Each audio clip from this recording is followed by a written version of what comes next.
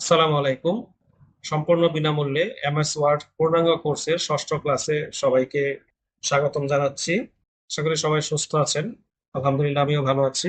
আমরা ইতোমধ্যে 5টি ক্লাস সম্পন্ন করেছি। 5টি ক্লাসে আমরা কিছু কিছু বিষয় শিখেছি। আমরা হোম মেনুতে যে টুলস গুলো আছে তার মধ্যে থেকে আমরা ক্লিপবোর্ড, ফন্ট এবং প্যারাগ্রাফের কয়েকটি টুলস দেখেছি। আজকে আমরা বর্ডার নিয়ে কথা বলবো, বর্ডার শিখবো। বর্ডার যে টুলসটি আছে সেটা এই ধরনের আইকন আছে মেনু বারের মধ্যে। এটা ঠিক অ্যালাইনমেন্টের পাশেই, অ্যালাইনমেন্ট টুলের পাশেই পেন্ট যে শেডিং যে টুলসটি আছে তার পাশেই এটা। তো এটা হচ্ছে বর্ডার টুলস। এই বর্ডার টুলসে আমরা ক্লিক করলে এখানে অনেকগুলো অপশন এখানে দেখতে পাবো। আজকে এইখানে যে অপশনগুলো আছে সেই অপশনগুলো প্রতিটা বিষয়ই আপনাদের বুঝিয়ে দেব। তো চলুন শুরু করি। আমরা যখন কোনো টেক্সট টাইপ করি আমাদের বিভিন্ন প্রয়োজনে বর্ডার হতে পারে, বর্ডার প্রয়োজন হতে পারে। বর্ডারটা আমরা টেক্সটের ফরম্যাটিং এ ব্যবহার করি। টেক্সটের ধরন এবং সৌন্দর্য রক্ষার জন্য আমরা এই বর্ডারটা ইউজ করতে পারি। তাছাড়াও বিভিন্ন প্রয়োজনে আমরা বর্ডার ইউজ করে থাকি। তো আমি একটি নতুন ডকুমেন্ট ওপেন করে, নতুন একটি ওয়ার্ড ডকুমেন্ট ওপেন করার জন্য আমি কন্ট্রোল এন প্রেস করব। Control N. দেখছেন একটি নতুন ডকুমেন্ট ওপেন হয়ে গেছে। এখানে আমি প্রথমে কয়েকটা টেক্সট লিখে নিচ্ছি। সাপোজ আমি লিখলাম হচ্ছে border, border two, border three. আমি 3টা লাইন লিখলাম। আরেকটা লাইন লিখে নিচ্ছি, বর্ডার ফোর। তো ফন্টটা বড় করে দিই আপনাদের সুবিধার জন্য। ফন্ট বড় করার অপশন অবশ্যই জানেন, কন্ট্রোল থার্ড ব্র্যাকেট, রাইট পাশে থার্ড ব্র্যাকেট। এটা প্রেস করলে ফন্ট বড় হয়। তো আমরা বর্ডার দেখার শুরুতে একটা জিনিস আমাদের বুঝতে হবে, যতটুকু আমি সিলেক্ট করব ঠিক ততটুকুর মধ্যে বর্ডার অ্যাপ্লাই হবে। আবার যদি সিলেক্ট না করি তাহলে আমার কার্সর যেখানে থাকবে সেটার মধ্যে আমার বর্ডারটা অ্যাপ্লাই হবে। যেমন আমি প্রথম লাইনে আছি, আমি যদি এখন এই বর্ডার যে টুলস আছে এখানে ডিফল্ট যেটা আছে সেখানে ক্লিক করি। ডিফল্ট বর্ডার অ্যাপ্লাই করার জন্য আপনাকে এই টুলস এর মাঝখানে ক্লিক করতে হবে। আর বর্ডারের তালিকা নিয়ে আসার জন্য, টুলস এর তালিকা নিয়ে আসার জন্য আপনাকে এই ডান পাশে যে ছোট্ট ত্রিভুজ আছে এখানে ক্লিক করতে হবে। আমি এখানে ক্লিক করে দেখতে পাচ্ছেন লিস্ট চলে এসেছে। আর আমি যদি এখানে যেটা দেখাচ্ছে সেটা অ্যাপ্লাই করতে চাই তাহলে আমাকে যেটা দেখাচ্ছে ঠিক তার উপরে ক্লিক করতে হবে। আমি এটা ক্লিক করলাম, করার পর দেখতে পাচ্ছেন এখানে বর্ডার যে লেখাটা আছে ঠিক তার নিচে একটা বর্ডার লাইন চলে এসেছে। নিচে একটা লাইন, বটম লাইন, এটাকে আমরা বটম লাইন বলি। বর্ডার বলতে সাধারণত বোঝায় যে যেটা আপনার লেখার চারপাশে থাকবে, তো একটা বাউন্ডারি, সেটাই হচ্ছে সাধারণত বর্ডার বোঝায়। তো এখানে ডিফল্ট ভাবে যেটা সেট করা আছে এটা হচ্ছে বটম বর্ডার। মাউস নেওয়ার পরে আপনি একটু নিচে লক্ষ্য করুন, মাউসের নিচে বটম বর্ডার লেখা আছে। তো এটা হচ্ছে বটম বর্ডার। আপনারা যদি উপরের দিকে বর্ডার দিতে চান তাহলে আপনাকে এইখানে ত্রিভুজ ক্লিক করে আপনাকে এই টপ বর্ডার এটা ক্লিক করতে হবে। দেখা মাত্র আপনার উপরের বর্ডার চলে আসবে। আপনি যদি লেফটে বর্ডার দিতে চান তাহলে আপনাকে লেফট বর্ডার ক্লিক করতে হবে। রাইটে অ্যাপ্লাই করার জন্য আমরা রাইট বর্ডার ক্লিক করবো। দেখতে পাচ্ছেন এটা সম্পূর্ণ একটা বর্ডার তৈরি হয়ে গেছে একটা লেখার মধ্যে। তো এইভাবে এখানে আমরা 4টা টুলস ইউজ করে 4টা বর্ডার দিয়েছি। তো আমরা যদি একবারে সেই বর্ডার দিতে চাই, ধরুন আমরা এই বর্ডার থ্রি এর মধ্যে আমরা চারপাশে একসাথে বর্ডার দিব, তাহলে আমাকে অন্য একটা অপশন ক্লিক করতে হবে। সেটা হচ্ছে নিচের দিকে আপনি দেখতে পাবেন অল বর্ডার্স, অর্থাৎ অল বর্ডারে ক্লিক করলে এই সবগুলা উপরে যে 4টা সেপারেট টুল ইউজ করে আমরা একটা বর্ডার সৃষ্টি করছি, এই অল বর্ডার ক্লিক করলে সবগুলা বর্ডার একসাথে অ্যাপ্লাই হবে। অর্থাৎ লেফট, রাইট, টপ, বটম সবগুলো একসাথে অ্যাপ্লাই। দুইটা আমি সেপারেট বর্ডার অ্যাপ্লাই করেছি। এখন ধরুন আপনি চাচ্ছেন যে যতগুলো লাইন আছে প্রতিগুলো লাইনে অটোমেটিক একসাথে বর্ডার হবে, তাহলে আপনাকে 4টা লাইনে সিলেক্ট করতে হবে। যদি আপনার 10টা লাইন থাকে 10টা লাইন সিলেক্ট করবেন, করে এই লিস্ট থেকে আপনাকে অল বর্ডার ক্লিক করতে হবে। তার মতো দেখবেন যতগুলো লাইন আছে প্রতিটা লাইনে আপনার বর্ডার চলে এসেছে। সাপোজ আপনি চাচ্ছেন যে প্রতিটি লাইনের যে মাঝামাঝি যে লাইনটা আছে, যেমন এই যে এই লাইনটা, বর্ডার বর্ডার এবং বর্ডার টু এর মাঝখানে যে লাইন আছে প্রতিটা লাইনের মাঝে যে লাইন আছে সেটা থাকবে না, শুধুমাত্র চারপাশে থাকবে। অর্থাৎ উপরের বর্ডারটা, এই বামের বর্ডারটা, একদম নিচে যে যেটা সেটা এবং ডানের এই 4টা বর্ডার থাকবে। সেটা আপনি কিভাবে করবেন? এটা করার জন্য আপনাকে পুরো লেখাটাকে সিলেক্ট করতে হবে। করার পরে আপনি এখান থেকে আউটসাইড বর্ডারটা ক্লিক, এই আউটসাইড বর্ডার ক্লিক করলে আপনার মাঝে মাঝে কোনো লাইন আসবে না, যতগুলো লেখা আছে ঠিক তার চারপাশে বর্ডার সৃষ্টি হবে। আপনি চাচ্ছেন এই বর্ডারটা মুছে ফেলতে, আপনি এই বর্ডারটা রাখতে চাচ্ছেন না, তাহলে আপনি কিভাবে করবেন? তাহলে আপনাকে টেক্সটটা সিলেক্ট করে নিতে হবে। নেওয়ার পরে এই লিস্ট থেকে আপনি দেখতে পাবেন নো বর্ডার রয়েছে, এই নো বর্ডার ক্লিক করে দিলে আপনার সেই বর্ডারটা মুছে যাবে, যে বর্ডারটা এখানে অ্যাপ্লাই করা ছিল মুছে যাবে সেটা। তো আশা করি আপনারা এই উপরে যে 5-6টা বিষয় আছে সেটা আপনারা বুঝতে পেরেছেন। Top bottom, left right, no border, all border, outside border, এই কয়েকটা বিষয় বুঝতে পেরেছেন। কারণ এই বিষয়গুলো খুবই সিম্পল বিষয় এবং না বোঝার মতো কিছু নেই। আপনারা অবশ্যই একটু ট্রাই করবেন, তাহলে আর একটু বুঝতে পারবেন। এরপরে যেটা আছে, আউটসাইড বর্ডার নিচে দেখতে পাচ্ছেন ইনসাইড বর্ডার নামে একটা টুলস আছে। ইনসাইড বর্ডার মানে হচ্ছে দুইটা লাইনের মাঝে যে লাইনটা আছে সেটাকে বলা হয় ইনসাইড বর্ডার। দেখুন আমি আউটসাইড বর্ডারটাকে তুলে দিলাম, দেন আমি ইনসাইড বর্ডার ক্লিক করব।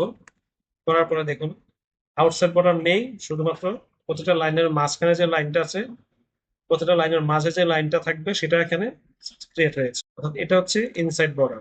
আমি সেটা মুছে ফেলার জন্য সিলেক্ট করে আমি এখান থেকে নো বর্ডার প্রেস করব। নো বর্ডার প্রেস করার পরে সব মুছে গেছে।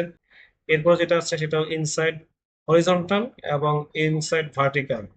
আর একটা আছে যেটা এখন ইনএক্টিভ অবস্থায় আছে, diagonal down border, diagonal up border. এখানে এই দুটা ইনএক্টিভ কেন আছে সেটা আমি পরে বলছি। সেটা দেখানোর জন্য আমাকে এখানে টেক্সট চেঞ্জ করতে হবে, এখানে আমাকে নতুন টেবিল নিয়ে আসতে হবে। তো এখন ইনসাইড হরিজন্টাল বর্ডার সেটা কি? তো ইনসাইড হরিজন্টাল বর্ডার আর হচ্ছে ইনসাইড বর্ডার, এই দুটা সেম কাজ করে। প্রতিটা লাইনের মাঝে যে লাইনটা থাকে সেটাকে শো করে। যেহেতু আমাদের এখানে কোনো কলাম নেই তাই ইনসাইড ভার্টিক্যাল বর্ডারটা এখানে আসবে না। যদি আমাদের এখানে টেক্সটের মাঝে যদি কলাম থাকতো তাহলে সেটাও এখানে অ্যাপ্লাই হতো। যেহেতু এখানে কোনো লেখার মধ্যে কলাম নেই তাই এখানে ইনসাইড ভার্টিক্যাল বর্ডারটা আসবে। আমরা হরিজন্টাল বর্ডার লাইনটা অ্যাপ্লাই করার পরে, inside horizontal border line apply করার পরে নতুন যখনই একটা লাইন ক্রিয়েট করব এন্টার দিয়ে, তখন দেখবেন অটোমেটিক লাইন চলে আসতেছে। তো এভাবে এই বর্ডার লাইন গুলো কাজ করে। এরপরে আসুন আমরা যেটা দেখবো যে কেন এই ডায়াগোনাল ডাউন বর্ডার এবং ডায়াগোনাল আপ বর্ডার এই দুটো ইনএক্টিভ আছে, এই দুটো আমরা কিভাবে পাবো। তো এটাকে আমি প্রথমে নো বর্ডার করে দিলাম। এখানে একটা টেবিল ক্রিয়েট করে নিচ্ছি, টেবিল ছাড়া কোনো কাজ করবে না। টেবিলটা পাওয়ার জন্য আমরা ইনসার্টে যাব, দেন টেবিল থেকে আমরা একটা টেবিল সিলেক্ট করে নিলাম। নেওয়ার পরে এখন আমরা যদি এখানে দেখি, দেখুন এখন এটা কিন্তু অ্যাক্টিভ হয়ে গেছে, তখন ছিল ইনঅ্যাক্টিভ, এখন অ্যাক্টিভ হয়েছে। যার কারণ হচ্ছে এখন কার্সরটা টেবিলের ভিতরে আছে। আমরা টেবিলের বাইরে ক্লিক করি, করে আবারও যখন আমি সিলেক্ট করলাম তখন দেখুন এটা দুইটা কিন্তু ইনঅ্যাক্টিভ হয়ে গেছে। টেবিলের বাইরে ক্লিক করার পরে এই দুইটা টুলস আবারও ইনঅ্যাক্টিভ হয়ে গেছে। যখন এই টেবিলের ভিতরে ক্লিক করব তখন এটা অ্যাক্টিভ হবে।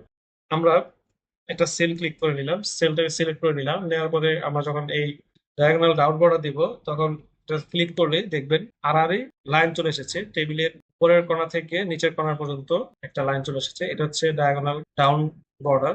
আমরা যদি ডায়াগোনাল আপ বর্ডার দিই তাহলে কি হবে সেটা আমরা ডান পাশের সেলটাকে সিলেক্ট করলাম, করে আমরা এই ডায়াগোনাল আপ বর্ডার সিলেক্ট করে দিলাম। দেখুন এটা হচ্ছে নিচ থেকে উপরের দিকে চলে এসেছে। এভাবে আমরা যদি অনেকগুলো সেল একসাথে সিলেক্ট করে এইভাবে অ্যাপ্লাই করি তখন সবগুলা সেলে একসাথে এই বর্ডারটা চলে আসবে। তো আশা করি আপনাদের এই বিষয়টা নিয়ে আর কোনো সমস্যা থাকবে না। ডায়াগোনাল আপ বর্ডার বা ডাউন বর্ডার বা উপরের যে বর্ডার গুলো নিয়ে কথা বলেছি সেগুলো নিয়ে কোনো সমস্যা থাকবে না। তো এবার আসুন নিচের দিকে যাই। আমরা নিচের দিকে আছে হরিজন্টাল লাইন। হরিজন্টাল লাইন দিতে চাইলে সেটা যেখানে আমরা দিব, আমরা যদি একটা খালি জায়গায় হরিজন্টাল লাইনটাকে অ্যাপ্লাই করি, দেখুন করলে এখানে অটোমেটিক লাইন ক্রিয়েট হয়ে যাবে। এটা একটু ডিফারেন্ট। সহজভাবে বলতে গেলে এই এই লাইনটা হচ্ছে একটা এটা ইমেজ টাইপের লাইন।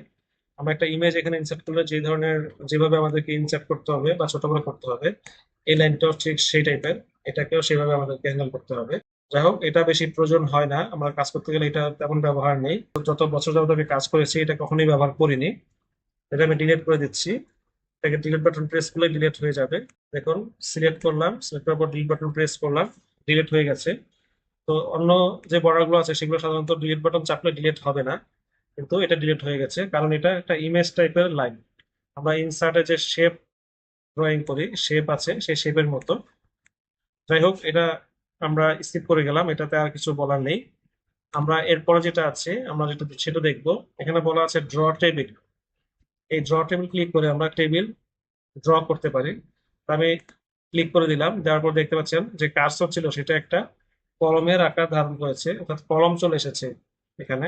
এই কলমটার মাধ্যমে আমরা যেখানে ক্লিক করব, ক্লিক করে আমরা এইভাবে মাউস নেওয়ার পরে দেখতে পাচ্ছেন ড্র হয়ে যাচ্ছে। আমরা কিন্তু এইভাবে এখানে বর্ডার ড্র করতে পারি। দেখতে পাচ্ছেন বর্ডার বর্ডার টু, এভাবে আমরা বর্ডার ড্র করতে পারি। সঠিক জায়গা মতো প্লেস না করলে সেটা আপনার ঠিকভাবে টেক্সটের সাথে ম্যাচ করবে না, এজন্য সঠিক জায়গায় অ্যাপ্লাই করতে হবে। ড্র টেবিল দিয়ে আমরা বর্ডার ড্র করবো, বর্ডার আঁকবো। বর্ডার আঁকার প্রয়োজন হলে আমরা এই ড্র টেবিল টুলসটা সিলেক্ট করে নিব। এরপর হচ্ছে view grid line. View grid line, এখানে এটা অ্যাপ্লাই করলে কোনো কাজে আসবে না। দেখুন আমি ভিউ গ্রিড লাইন অ্যাপ্লাই করছি, এটা কোনো কাজ হচ্ছে না। ভিউ গ্রিড লাইনটা শো করার জন্য আমাকে ভিউ যে মেনু আছে, এখানে ধারাবাহিক দেখুন ভিউ আছে, এই ভিউতে যেতে হবে। ভিউতে যাওয়ার পরে আমরা এই একটু বামে দেখুন এখানে রুলারের নিচে আছে গ্রিড লাইন, এটা যখন ক্লিক করব দেখুন একটা এখানে টেক্সটের মধ্যে লাইন চলে এসেছে, গ্রিড লাইন। আমরা যে গ্রাফ পেপার দেখেছি, গ্রাফ পেপারে আমরা বিভিন্ন ড্রয়িং করেছি, তো সেই গ্রাফ পেপারের মধ্যে এখানে গ্রিড লাইন চলে এসেছে। এই টিক মার্কটা উঠিয়ে দিলে সেটা আবার চলে যাবে। তো আমরা এই ভিউ গ্রিড লাইন অ্যাপ্লাই করার জন্য এখান থেকে অ্যাপ্লাই হবে না, আমাদেরকে ভিউ মেনুতে যেয়ে সেটা করতে হবে। এরপর যে আমরা সেটা দেখবো সেটা হচ্ছে একদম লাস্টে আছে বর্ডার এন্ড শেডিং। তো এটা, এই বিষয়টা একটু ব্যাপক। আমি এটা ক্লিক করে দিচ্ছি, ক্লিক করে দেখাচ্ছি আপনাকে। দেখুন এখানে একটা আলাদা একটা বক্স চলে এসেছে। এখানে মোট তিনটা মেনু আছে, একটা হচ্ছে বর্ডার্স, একটা হচ্ছে পেজ বর্ডার, একটা হচ্ছে স্পেস, আর একটা হচ্ছে শেডিং। তো বর্ডার মানে হচ্ছে, এই বর্ডার মানে হচ্ছে শুধু টেক্সটের মধ্যে বর্ডার হবে। প্রথমে দেখুন নান সিলেক্ট করা আছে, অর্থাৎ বর্ডার আসবে না। এরপর হচ্ছে বক্স টাইপের বর্ডার, এরপর হচ্ছে শ্যাডো টাইপের বর্ডার, এরপর হচ্ছে 3D কাস্টম। এখানে আমরা এই বর্ডারটা যদি বক্স ক্লিক করি, ওকে দিলাম, দেখুন একটা টেক্সটের মধ্যে বর্ডার আসছে। অর্থাৎ আমরা শুধুমাত্র টেক্সটের মধ্যে যদি বর্ডার দিতে চাই, বিভিন্ন টাইপের বর্ডার, বর্ডারের মধ্যে কিছু ধরন আছে, সেগুলো আমরা এখান থেকে সিলেক্ট করতে পারবো। এখানে বিভিন্ন ডিজাইনও আছে। আপনার যে স্টাইল, স্টাইলের মধ্যে যখন আপনি দেখবেন এখানে লাইন আছে, এখানে এখানে ডটেড লাইন আছে, এখানে হাইফেন যুক্ত লাইন আছে, এখানে একটু স্পেস বেশি আছে। অর্থাৎ এখানে বিভিন্ন টাইপ আছে লাইনের মধ্যে, স্টাইল আছে। এই ধরনের স্টাইল যুক্ত লাইন ইউজ করতে চাইলে আপনি এখান থেকে সিলেক্ট করে ওকে প্রেস করলে আপনার সেই স্টাইল যুক্ত লাইন এখানে চলে আসবে, স্টাইল যুক্ত বর্ডার এখানে চলে আসবে। যদি আপনি সম্পূর্ণ সম্পূর্ণ পেজের মধ্যে চান, তাহলে আপনাকে আপনার সম্পূর্ণ পেজে চাইলে পেজ বর্ডার ক্লিক করে তারপর এখান থেকে বর্ডার চুজ করে ওকে দিতে হবে। দেখুন সম্পূর্ণ পেজের মধ্যে বর্ডার চলে এসেছে। আশা করি আপনারা পেজ বর্ডার বিষয়টা বুঝতে পেরেছেন। আমরা এখান থেকে শ্যাডো টাইপ নিতে পারি, 3D টাইপ নিতে পারি, যেগুলো আমি আপনাদের দেখাচ্ছি না, এগুলো আপনারা নিজেরাই প্র্যাকটিস করবেন, পরে এগুলো দেখে নেবেন। এরপর আমি আপনাদের আরেকটা বিষয় দেখাচ্ছি, সেটা হচ্ছে কালার। এখানে যেহেতু পেজ বর্ডার ইউজ করা হয়েছে, তাই আমি পেজ বর্ডারে যাচ্ছি, যে এখান থেকে কালার দিচ্ছি, কালার সিলেক্ট করলাম রেড কালার। আমি যদি এখানে ওকে দেই, দেখতে পাবো কালার চেঞ্জ হয়ে গেছে। তো তার আগে আরেকটা বিষয় দেখে নিচ্ছি, সেটা হচ্ছে এখানে তো বর্ডারটা চিকন এসেছে, আমরা এখানে একটু উইডথটা বাড়িয়ে দিতে পারি। আমি একটু উইডথটা বাড়িয়ে দিলাম। এখন যদি আমরা ওকে প্রেস করি, তাহলে দেখবেন যেহেতু উইডথ বাড়িয়েছি, তাই অনেক মোটা রঙের লাল দাগে আমাদের বর্ডারটা চলে এসেছে। এটাকে আপনারা আরেকটু কাস্টমাইজ করতে পারেন। বর্ডার এন্ড শেডিং এ যাওয়ার পরে আপনারা পেজ বর্ডার থেকে একটু নিচের দিকে এখানে স্টাইলে আমরা দিয়েছিলাম ডাবল লাইন, তো আমরা স্টাইলটা চেঞ্জ করে আমরা আর্ট যদি দিতে চাই, আর্ট, তাহলে আমাদের এখানে বিভিন্ন আর্ট পেয়ে যাবো। এই যে এখানে আর্ট নিচের দিকে লক্ষ্য করুন, এখানে নাম আছে, অর্থাৎ কিছু লাগবে না। আমরা যদি এটাকে সিলেক্ট করে এখানে বিভিন্ন আর্ট দেখতে পাবো। দেখুন অনেক ধরনের আর্ট আছে, এখান থেকে যে কোনো একটা আর্ট যদি আমরা চুজ করি, সাপোজ এটা চুজ করলাম, তারপর আমি ওকে দিব। এখানে একটু চিকন করে দিই, তাহলে মনে হয় ভালো আসবে। চিকন করে দিলাম, দিয়ে আমরা এখানে ওকে প্রেস করবো। দেখুন এখানে কত সুন্দর একটি বর্ডার চলে এসেছে। এইভাবে আমরা স্টাইলও চুজ করতে পারি, পাশাপাশি স্টাইল না দিয়ে আমরা আর্ট ইউজ করতে পারি বর্ডারের মধ্যে। ধরুন আপনি বর্ডারটা আপনি শুধু প্রথম পেজে চাচ্ছেন, তো বর্ডারটা আপনি সম্পূর্ণ ডকুমেন্টে চাচ্ছেন। এখানে যেহেতু একটাই পেজ আছে, তা আমার পুরোটা পেজে এখানে চলে এসেছে বর্ডার। আমি যদি সম্পূর্ণ ডকুমেন্টে চাই, অর্থাৎ আমার 10টা পেজ আছে, 10টা পেজেই বর্ডার চাই, আমার কিন্তু 10টা পেজেই বর্ডারটা চলে আসবে, যেহেতু এখানে অ্যাপ্লাই টু হোল ডকুমেন্ট রয়েছে। দেখুন অ্যাপ্লাই টু হোল ডকুমেন্ট রয়েছে। এখানে মোট 4টা অপশন আছে, একটা হচ্ছে হোল ডকুমেন্ট, একটা হচ্ছে দিস সেকশন, আরেকটা হচ্ছে ফার্স্ট পেজ অনলি, আর একটা হচ্ছে অল এক্সেপ্ট ফার্স্ট পেজ। প্রথমটা হচ্ছে হোল ডকুমেন্ট, মানে সম্পূর্ণ ডকুমেন্টে অ্যাপ্লাই হবে।